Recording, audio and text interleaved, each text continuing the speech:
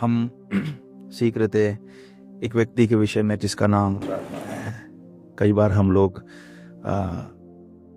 थोड़ा हमें गैर समझ हो जाती है। हम गलत तरीके से ले लेते हैं कि वो एक आत्मा है, एक हवा है, या फिर एक फीलिंग है। वैसा लगता है कि एक किलिंग की तरह।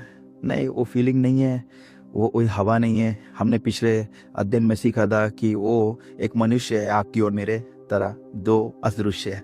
आमीन, हालेलुया, हालेलुया। बाइबल बताती है कि उसको माइंड है, मतलब उसको मन है, उसको बुद्धि है।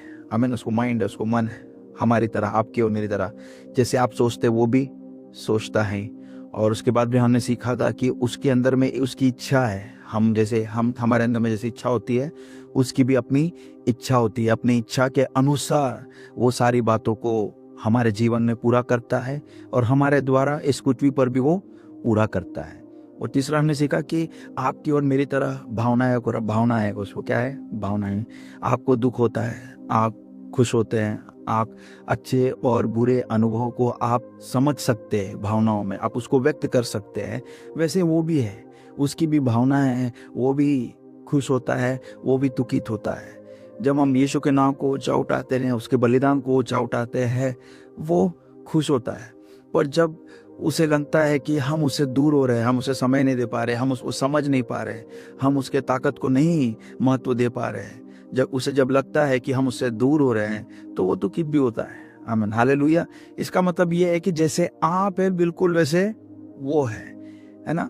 और क्योंकि हम लोग उसके स्वरूप में बनाए गए, वो हमारे स्वरूप में नहीं है। आमीन, हालेलुया। प्लीज उसको मिस्टेक मत कीजिए, वो हमारी तरह नहीं है, हम उसकी तरह है। बच्चा बाप की तरह नहीं होता है, बाप बच्चे की तरह नहीं।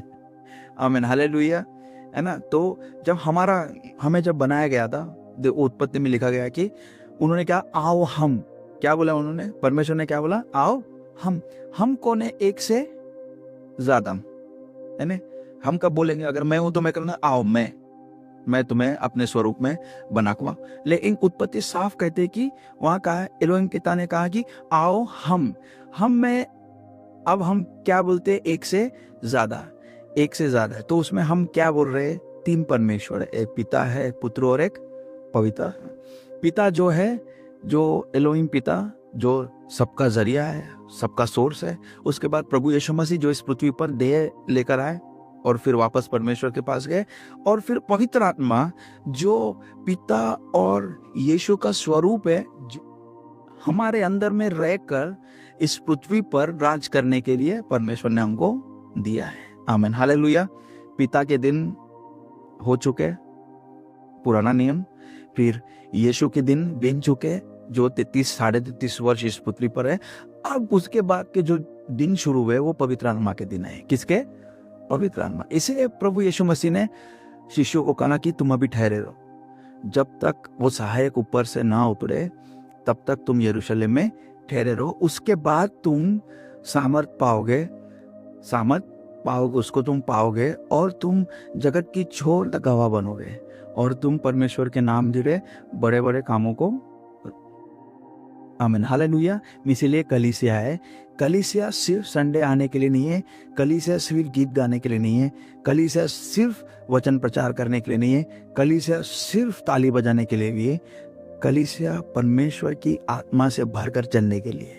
आमीन, हालेलुया। हर जो भी काम आप कर रहे होंगे, जहां भी होंगे, प्रभु चाहता है कि आप पवित्र आत्मा से भरकर उस काम को करें, ताकि लोग आपको देखकर परमेश्वर को पहचान लें। और फिर मैंने थोड़ा सा आपको बताया था कि वो जीवन देने वाली आत्मा है, उसका नाम, वो सच्चाई की आत्मा है, पवित्रता की आत्मा है, बुद्धि और प्रकाशन की आत्मा है, अनुग्रह और प्रार्थना करने की आत्मा है, और वो श्वास है जो हम ले रहे हैं, वही पवित्र आत्मा है। जाने अनजाने में लोग इसे क्या बोलते हैं, श्वास बोलते। क्या बोलते हैं इसको, श्वास। क्या बोलते, श्वास। बाइबल बोलती है कि जीवन का श्वास। और हर दिन ये भी हो सकता है कि वो आपसे बात करता है, हम उस बात को समझते हैं।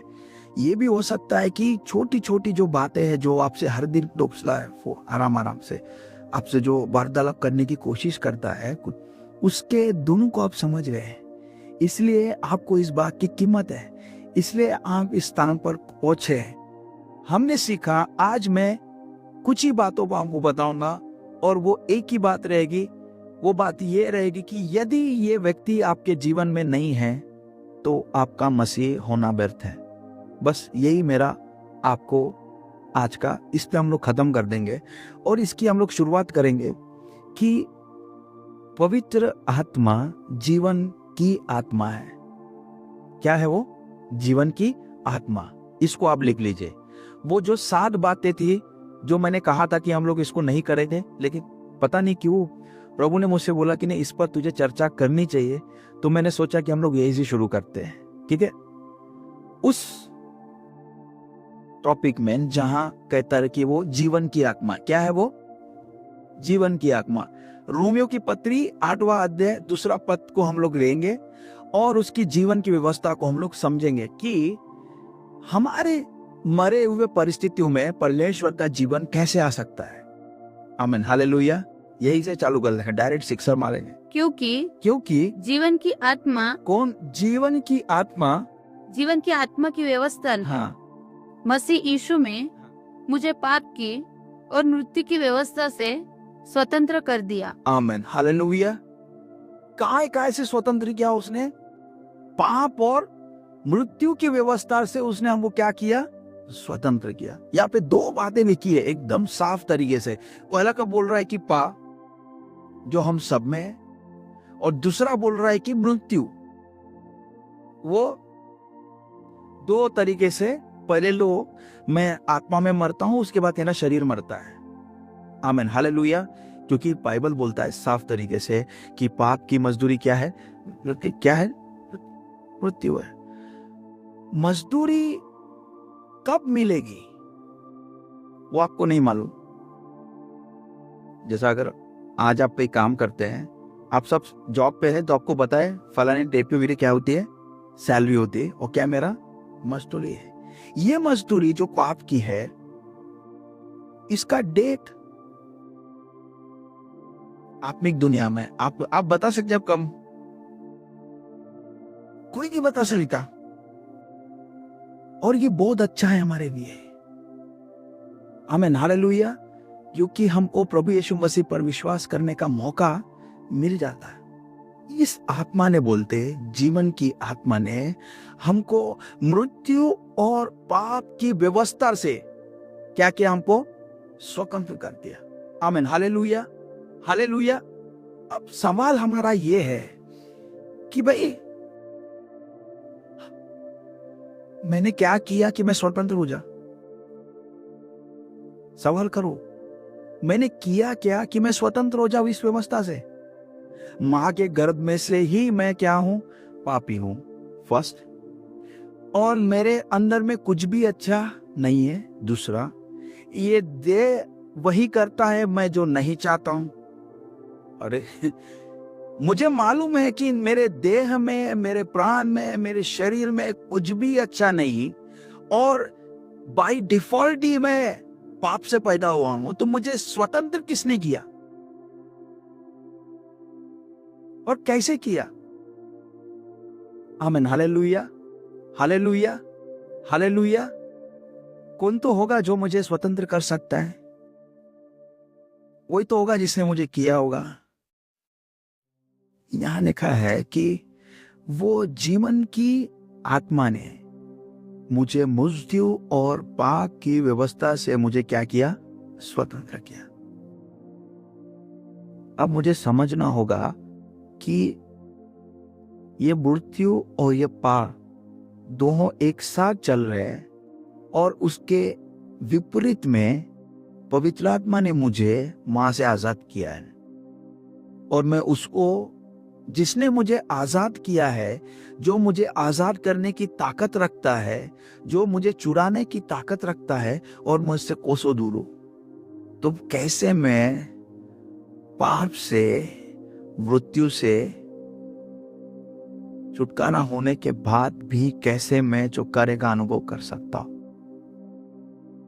आमीन, हालेलुया, हालेलुया। आज भी कई लोग इस पाप और इस मृत्यु की व्यवस्था के से छूटने की कोशिश कर रहे, जबकि उनका छुटकारा हो चुका है। क्यों क्यों हम छूटने की कोशिश कर रहे हैं? हम लोग इसलिए छूटने की कोशिश कर रहे हैं क्योंकि हमको पवित्र आत्मा के विषय में जानकारी जीरो जीरो भी बोले तो चलता, थोड़ा बहुत है अपने को, क्योंकि हाँ प्रभु ने मुझसे बात किया, पवित्र आत्मा ने मुझे अगुवाई किया, उतना ही नहीं करता हूँ। रोज तुम्हारे साथ में जीता है और हम रोज उसको क्या करते हैं, उनको साइड करते, थोड़ा बगल में हो जा। मैं सच बता रहा हूं, देख जिस दिन आपका मुलाकात उसके साथ में हो जाएगा, पाप और मृत्यु आपको बहुत छोटी लगने लगेगी, यकीन मानिए, ये रिगलो गई। जिस दिन हम सही मायने में उसको पहचान लेके उसके साथ में हमारा मुलाकात होगा, और वो दिन क्या होगा पता है? उस दिन आप रो रहे होंगे और आपको पता भी नहीं चल रहा कि आप रो रहे हैं। ये वो अनुभव है, वो आपको पूरी रीति से ले लेता है, पूरे अपने महिमा से तुमको ढक लेता है। तुम अपने आपे में नहीं रहेंगे और तुम्हारा मुंह भी बोलेगा, जुबान भी चलेगी, तुम्हारे आंखों में पानी भी रहेगा उसकी महानता को देखकर, उसकी महिमा को देखकर। मैं जस्ट थोड़ा सा परिचय दे रहा हूं आप लोगों को। और उसके बाद वो हमेशा के लिए कहेगा कि मैंने अपनी छाप तुम पर दे दी है क्योंकि तुमने मुझे न्योता दिया है। आमीन, हालेलुया, हालेलुया। उसके बाद से पाप और मृत्यु आपको बड़ा नहीं लगे ना, क्या लगे ना मालूम है, बहुत छोटा। और ये हमारी सच्ची स्वतंत्रता है। आज भी कितने मसीह लोग हैं जो मृत्यु से डरते हैं, सब अपने आप को बचा के रखते। प्रभु ने मुझे बहुत सुंदर आयत दिखाई। परमेश्वर ने पतरस और यूहन्ना को सीने पर रोक कर लेकर गया और अपना छोटा सा महिमा दिखाया, छोटा सा। कोई देखे जा, एलिया भी आया, मूसा भी आया ने, और छोटा सा एक रूपांतरण हुआ। पतरस और यूहन्ना ने बोले नहीं जाना है, नबी से यहीं पे रहना है, 3 तंबू बनाएंगे, लोग यहीं पे रहेंगे। उसके बाद ये जो पतरस डरपोक है, ये जो यूहन्ना भागने वाला, प्राण देने तक परमेश्वर के साथ में विश्वास हो गए। इतना बदलाव उनके जीवन में है क्योंकि ये जो महिमा को उन्होंने देखा, उसके सामने उनके जीवन भी उनको बहुत छोटे लगने लगे। ये कीमत है इसका। और वो बोलता है कि मैंने तो तुमको पाप और मृत्यु के व्यवस्था से मैंने तुमको क्या कर दिया, स्वतंत्र कर दिया। ये मृत्यु क्या करता पता है क्या? बेकाम से डराता हूं। जैसे वो हमारे अंदर में आ जाता है, मेरे अंदर से पाप और मृत्यु का भय पूरी रीति से खत्म हो जाता है। अच्छा, यीशु का लहू आपको क्यों शुद्ध कर रहा है? यीशु का लहू आपको क्यों पवित्र कर रहा है? यीशु का लहू आपको क्यों धर्मी बना रहा है? यीशु का लहू क्यों आपको कह रहा है कि नहीं, इनका न्याय पूरा हो चुका है? आमीन, हालेलुया। यीशु का लहू क्यों बारंबार कह रहा है कि सब कुछ हो चुका है, इनका पूरा हो चुका है? क्यों बार बार कह रहा है? किसके लिए कह रहा है? इसी व्यक्ति के लिए कह रहा है ताकि हे आकर आपके अंदर में वास कर सके। पाप और मृत्यु दोनों की खासियत एक ही है। पहले तो तुम्हारे अंदर में भय उत्पन्न करेंगे और जिंदगी भर तुमको दोष में दबाकर मार देंगे। आमीन, हालेलुया। और हमारा एंड भी वैसे ही उसे वो प्लान करते हैं। तो परमेश्वर ने क्या कहा कि तुम्हारा एंड ऐसा नहीं होगा, तुम्हारा एंड महिमामय होगा। कैसा होगा? तुम रूपांतरित हो। आमीन, हालेलुया। परमेश्वर का प्लान आपके और मेरे लिए वो है। लेकिन क्योंकि मैं इस जीवन देने वाले आत्मा को नहीं समझ पाता हूं, नहीं समझ रहा हूं, इस कारण से मुझे थोड़ा सा प्रॉब्लम है। इसलिए मैं अभी भी मृत्यु और पाप के भय में फंसा हुआ। आमीन, हालेलुया, हालेलुया। अब यहां से एक सीख लेंगे। अगर मैं हर दिन पवित्र आत्मा को न्योता दे पाऊं मेरे जीवन में, तो क्या मैं डरूंगा? आप नहीं डर। आप देखेंगे कि धीरे धीरे ये पाप और मृत्यु का भय आपके अंदर से लुप्त होते जा रहा है। आमीन, हालेलुया, हालेलुया। ये अच्छा है कि बुरा है? अच्छा है कि बुरा है? संडे चर्च आने से हम इससे आजाद नहीं होते। इस व्यक्ति के साथ जीने से हम इससे आजाद होते हैं। पौलुस का कहना भी यही है कि तुम अपने आप को उसको दे दो, प्रेजेंट कर दो, बाकी का नाम वो पूरा करेगा। और जितना कोशिश कर रहा, वो पाक और मुझे की व्यवस्था मुझे उतनी ही खींच रही। करके बता क्योंकि उसको मालूम है कि इसके बेह में वो ताकत नहीं है। ये फील धसेगा तो क्या होता, 2 दिन में नहीं करूंगा, तीसरे दिन वापस कर। तो अब मेरा शरीर पूरा निर्भर हो गया, कह रहा है कि नहीं हो रहा करके वो बनता कोई प्रभु है ही नहीं, और वो गया उड़ाऊ पुत्र। क्योंकि परमेश्वर को पता है कि हम हमारे शरीर के द्वारा मृत्यु और पाप की व्यवस्था से हम स्वतंत्र नहीं हो सकते, इसलिए उसने अपने सामर्थ अर्थात पवित्रात्मा को हमें दिया ताकि हम वहां से आजाद हो जाए। हमने ये मैसेज भेजा है कि मैं कर सकती हूं, हम कर सकते हैं अकेले। उसी दिन गड़बड़ हो जाता, फिर अपने को बहुत बुरा लगता। तंदी आराम से एकदम धीरे से पवित्र आत्मा का एंट्री होता, धीरे से रोकता है, निराश मत हो, माफी मान, यीशु का लहू तैयार है तुझे माफ करने के लिए, और मैं तैयार हूं तेरे को यहां से निकालने के लिए। ये सेटअप है। लेकिन हम थोड़ा एक्स्ट्रा है। क्योंकि जो काम व्यवस्था शरीर के कारण दुर्बल होकर ना कर सकी, उसको परमेश्वर ने किया, अर्थात अपने ही पुत्र को पाप में शरीर के समानता में और पाप के बलिदान होने के लिए बेचकर शरीर में पाप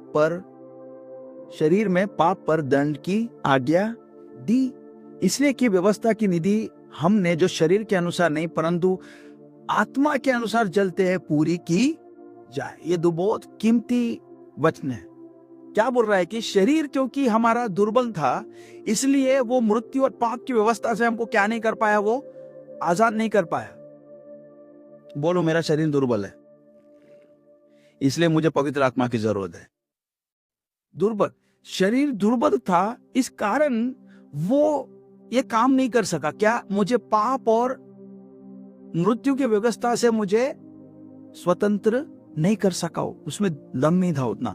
तो फिर क्या हो गया, परमेश्वर ने देखा, उसने क्या किया, अपने ही पुत्र को भेजकर शरीर में ही, किसमें, यीशु के शरीर में उसने पाप और मृत्यु की व्यवस्था को पूरी करने के लिए जो बात चाहिए थी उसको उसने क्या कर दिया, पूरा किया।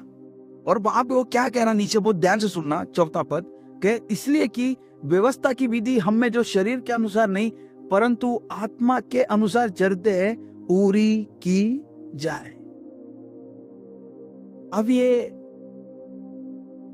पवित्रता, ये जो विधि है परमेश्वर की जो विधियां है, कैसे पूरी होनी, शरीर के अनुसार चल के नहीं, वरन पवित्र आत्मा के साथ में चलकर ही तुम उसको पूरा कर सकते हो। आमीन, हालेलुया, हालेलुया। अब मैं आपको बोल रहा हूं 10 आज्ञा है, आप कैसे पूरी करेंगे? नहीं, शरीर के अनुसार उसको आप कभी भी नहीं पूरा कर सकते, पवित्र आत्मा के साथ चलकर ही आप उसको पूरा कर सकते हैं। वाह। अच्छा, ये जो हमारे अंदर में जितनी भी तकलीफें है वो कहां से आई?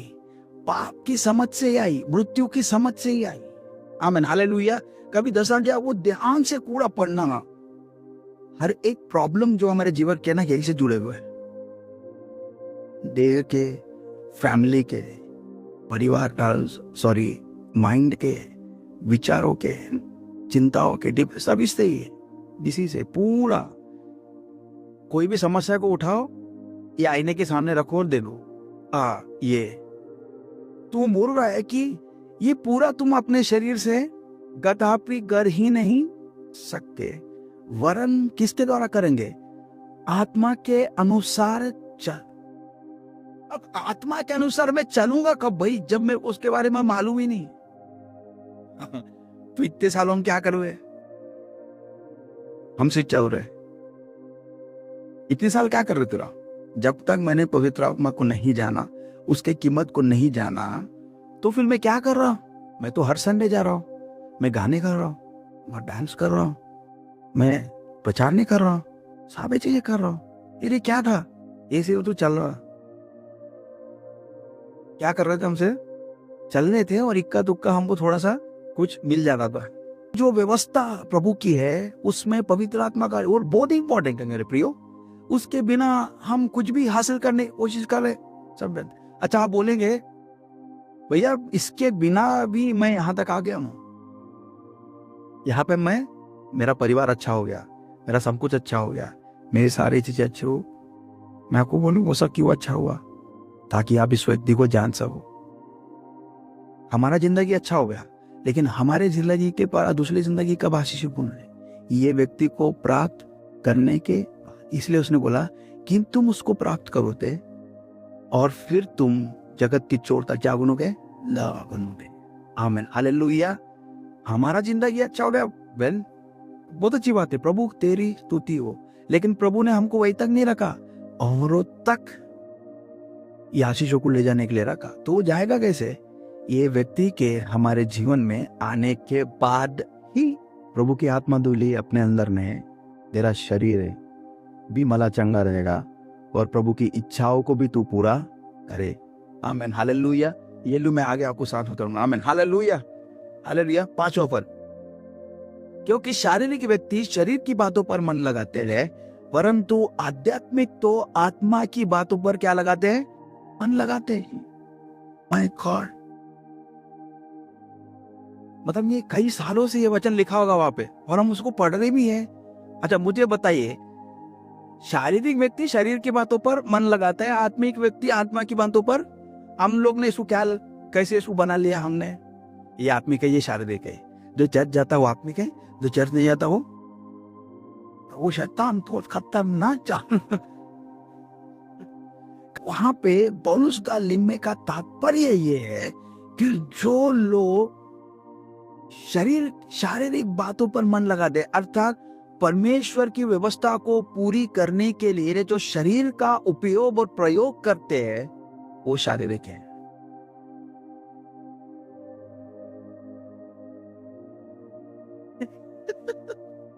और जो लोग परमेश्वर की व्यवस्था को पूरी करने के लिए पवित्र आत्मा का सहारा लेते हैं और उसके साथ में चलते हैं, वो क्या जो से बोला वाह, मजा आ गया। इन्हें मेरे 10 आज्ञाओं को पालन करने में भी पवित्र आत्मा का ही। अब मैं सोच रहा था क्यों इजराइली कभी ये 10 आज्ञा पूरा नहीं कर पाए, क्योंकि उनके पास वह पवित्र आत्मा नहीं। क्यों यीशु पूरा कर पाए? उनमें था। क्यों यीशु को चेले कर पाए? उनमें। Hallelujah, hallelujah, hallelujah. जैसे कई बार हम गलत कर डालते और फट से शैतान हाजिर। एक आदमी क्या बोलेगा? हॉल क्या सब पकड़े तो बैठे ना, सब मारेगा पीने ना। और हाजिर का आदमी क्या बोलेगा? मेरे स्वभाव नहीं किया, लेकिन पवित्र आत्मा मुझे ऐसे निकालेगा, मैं उसके बाद जो रहा हूं। लेकिन अगर इसको ये सच्चाई यदि मालूम है कि गिरा और तेरा से गिराया तुझे तेरे स्वभाव में, लेकिन उठाएगा तेरे को प्रभु की आत्मा, तो वो कभी वहां भी गिर के नहीं रहेगा, उठ जाएगा, अपना जीवन प्रभु के हाथ में देगा। आमीन, हालेलुया। मेरे गिनी हुई परिस्थिति में मेरा जीवन प्रभु को देना इंपॉर्टेंट है, तुम्हारा गिरना इंपॉर्टेंट नहीं है। मैं सब बोल रहा हूं, हमारा गिरना इंपॉर्टेंट नहीं है। मानव स्वभाव में हम गिरेंगे, लेकिन गिरे हुए परिस्थिति में प्रभु को अपना हाथ देना मेरी आत्मिकता को दर्शाता है। क्योंकि शरीर में पन लगाना तो परमेश्वर से बैर रखना है, क्योंकि ना तो परमेश्वर की व्यवस्था के अधीन है और ना हो सकता है। और जो शारीरिक दशा में वे परमेश्वर को प्रसन्न नहीं कर सकते। अब यहाँ पे दो व्यक्ति के बारे में, यहाँ पर वही कौन? आत्मा के अनुसार चलने वाला और शरीर के अनुसार चलने वाला, उसका वर्णन किया है। अब मैंने आपको एक की दिया है कि आत्मिक कौन है और शारीरिक कौन है। शारीरिक वो है जो प्रभु के कामों को अपने शरीर से करना चाहता है, और आत्मिक वो है जो प्रभु के कामों को, इच्छाओं को प्रभु की आत्मा के द्वारा पूरा करना चाहता है। बस इतना ही डिफरेंस है। सबसे हम अभी एकदम कीमती चीज पर आ रहे हैं। 11 हम पढ़ते सीधा, ये बहुत कीमती है, ठीक है। क्यों प्रभु की आत्मा जरूरी है और क्यों प्रभु की आत्मा हमारे अंदर में होनी चाहिए और उसे चलन में हम चलना चाहिए, वो इसका सीक्रेट है, ठीक है। और यदि उसी की आत्मा जिसने यीशु को मृतकों में से जिलाया तुम में बसा हुआ है, तो जिसने मसीह को मरे हुओं में से जिलाया वह तुम्हारे नश्वर देहों को भी पवित्र आत्मा के द्वारा जो तुम में बसा हुआ है चिल्लाएगा। वहां पे ना एक कंडीशन है, क्या है? यदि, इफ, क्या है? यदि, बोलो यदि, बोलो यदि, अगर, यानी कंडीशन, अगर तू ये करेगा तो मैं तेरे को तो कर दूंगा, अगर तू ऐसा रहेगा तो मैं तेरे साथ में ये कर। एक कंडीशन है छोटा सा, और वो कंडीशन क्या है कि यदि परमेश्वर की आत्मा जिसने किसको, यीशु को मृतकों में से, कहां से? शरीर की बात होनी भाई, अभी ये अपनी बातों में नहीं आ रहा। अभी हम लोग इतने बीमार लोग हैं, सब सुनो, जितने थके मांदे लोग हैं सब सुनो। आमीन, हालेलुया। ये वो कीमती वर्ष है। यदि वो जिसने मरे हुए को जिला है, बीमारी की को ना बड़ा प्रॉब्लम है कि मरा हुआ खड़ा होना, और ये व्यक्ति जो मरे हुए को जिला सकता है, क्या वो तुम्हारी बीमारी को खत्म कर सकता है? क्या तुम्हारी शरीर की निर्बलता को खत्म कर सकता है? क्या हमारे शारीरिक बातों और उसकी समस्या को खत्म कर सकता है? क्या हमारे पापों को खत्म कर सकता है? शापों को खत्म कर सकता है? क्या पीली सी पीली चली आ रही हमारे पीछे जो लगा है पाप और शाप का गल जो हमको डाला गया, क्या वो खत्म हो सकता है? हो सकता है। उसका कारण है, एक एग्जाम्पल वहां पे दिया। किसका एग्जाम्पल दिया है? स्वयं प्रभु यीशु मसीह का एग्जाम्पल दिया है। यीशु मसीह ने क्यों प्राण त्यागे? यीशु मसीह ने इसीलिए प्राण त्यागे क्योंकि उसको मालूम है पवित्र आत्मा मुझे चिल्लाए। अंतिम शब्द क्रूस पर प्रभु यीशु मसीह है, हे पिता मैं अपनी आत्मा को तुझे, हाँ, जिसने लाजर को जिलाया वो आत्मा को, जिसने 5,000 को खिलाया वो आत्मा को, जिसने 4,000 को खिलाया वो आत्मा को, जिसने अंधों को दिया उस आत्मा को, जिसने लंगड़ों को चलाया उस आत्मा को, जिसने बैरों को कान लिया उस आत्मा को, जिसने अंधों को आंखें दिया उस आत्मा को, जिसने सब कुछ करके दिया उस आत्मा को तेरे हाथ में सौंपा। इसके पीछे 2 कारण थे। पहले कारण तो ये, इसको मरना, तो जब तक पवित्र आत्मा रहता तो यीशु को कोई मार नहीं सकता। दूसरा, क्योंकि संसार में पापी पाप था, पवित्र आत्मा को रहने की जगह नहीं थी। इस पृथ्वी में सिर्फ एकलौता प्रभु यीशु मसीह जो पवित्र था, सारा पवित्र आत्मा का सामल उसी के अंदर में समाकर था। आमीन, हालेलुया। अब बाहर निकलने के लिए जो खून बहना था वो बह गया। एक बहुत सीक्रेट होता, पहला बूंद जब इस पृथ्वी पर पड़ा, पवित्र आत्मा को आभास हो गया, पूजकना ऐसा मैंने यीशु के लहू का और पवित्र आत्मा का कनेक्शन बहुत डीप है। लहू का कतरा अगर इस भूमि पे नहीं पड़ता तो पवित्र आत्मा को उसके देह से कोई नहीं निकाल सकता। इसलिए उसने पिलातुस से कहा कि तुम मुझे नहीं मार सकते, मैं अपने आंख को तुमको देता हूं। अगर मैं चाहूं तो मैं अपने पिता से कह सकता हूं कि अपने स्वर्गदूतों को भेजे और यहां पे ढिंगाना करते हैं, लेकिन नहीं, मुझे पवित्र आत्मा जो मुझ में समाकर है उसको बाहर लाना है। कहां लाना है? किस लिए? किसके लिए? हम मानव जाति के लिए, ताकि वो जाकर हम में क्या करे, बसे। मृतक परिस्थिति को बदलना चाहते हो, उसका हमारे अंदर में बसना बहुत। इस वचन के आधार पर यदि वो तुम में बस जाए तो ये नश्वर धीरे भी क्या हो जाएगा, जिलाया। आमीन, हालेलुया, हालेलुया। उस अपने पहाड़ का चिंता मत करो प्रियो, उसका काम है। तुम्हारा काम सिर्फ उसको इनवाइट करना है। हाले क्या करना है वो करे। जब हम गलत कर जाते, बस क्षमा मांगना हमारा काम। तो वो विश्वास योग्य है आपको क्या करने में, क्षमा करने। मैं उम्मीद करता हूं आपको बुनियादी बातें समझ में आ रही है कि कैसे हमको हमारे जीवन को आगे लेकर जाना है, बाकी हम उसको लेकर चल सकते हैं। कितने लोग खुश है, कितने लोग कहते कि मेरा देह पूरी रीति से आजाद हो जाए सारी बातों से। ना मुझे पाप का डर है, ना मुझे मृत्यु का डर है, कोई भी बात का डर नहीं है, क्योंकि ये मेरा देह है ही नहीं है। देह किसका है, वो जानना, वो चलाएगा, वो बनाएगा, वो इसको मजबूत करेगा। आमीन, हालेलुया।